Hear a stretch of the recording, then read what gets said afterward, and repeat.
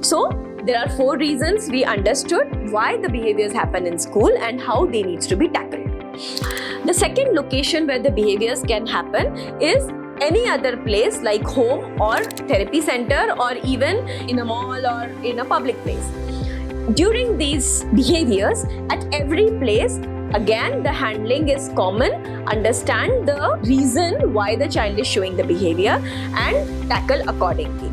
Always remember one principle, that you have to first tackle the problem at home.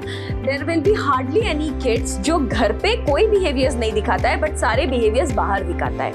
ऐसा बहुत कम बार होता है. जो बच्चा बाहर behaviors दिखाता है वो definitely behaviors घर पे भी दिखाता होगा. आपको जो interventions डालने हैं वो घर पे डालने पड़ेंगे ताकि वो बाहर अपने आप सही हो. अगर आप बाहर interventions डालने का सोचोगे वो बहुत difficult हो जाएगा क्योंकि वो जो environment है वो आपके control में नहीं है. It's you know you are in a mall, you are in a movie theater, you are in somewhere which there are a lot of people there. तो वो हम कंट्रोल नहीं कर सकते बट घर का एनवायरनमेंट हम कंट्रोल कर सकते हैं. इसीलिए वहाँ इंटरवेंशन डालना ज़्यादा ज़रूरी है. So 2 principles to handle the behaviors, be it at home or be it outside. First is do not reinforce a wrong behavior. अगर बच्चे ने गलत behavior यूज़ किया है कोई चीज़ पाने के लिए, कोई चीज़ से बाहर जाने के लिए या attention के लिए, उसके बाद उसको वो चीज़ नहीं मिलनी चाहिए. उसको सही behavior में convert करो और फिर दो. For example, अगर बच्चा रो रहा है कोई चीज़ के लिए, मैं रोते वक्त नहीं देके उसको point कराऊंगी और बोलूँगी अब मैं देती हूँ करके.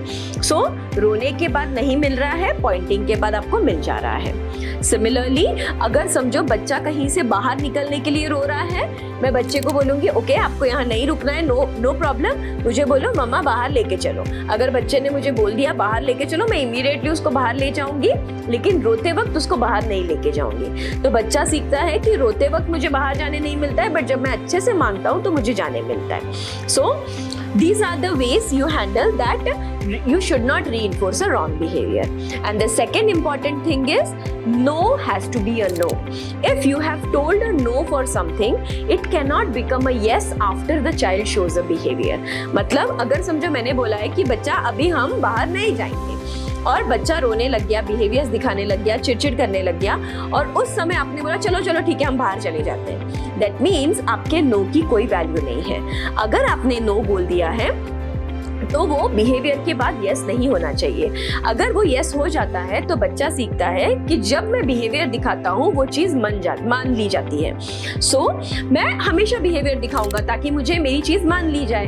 तो अगर वो हमें नहीं सिखाना है तो जब नो बोल दिया है तो नो के बाद वो चीज़ हाँ नहीं होनी चाहिए even after showing the behaviour.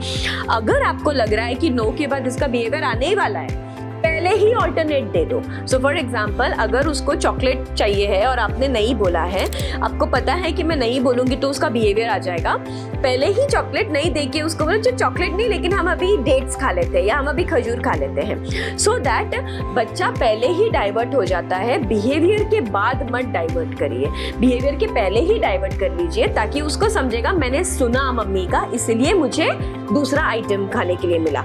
अगर समझो मैं नहीं सुनता हूँ, मैं बिहेवियर में जाता हूँ तो मुझे कुछ नहीं मिलता है.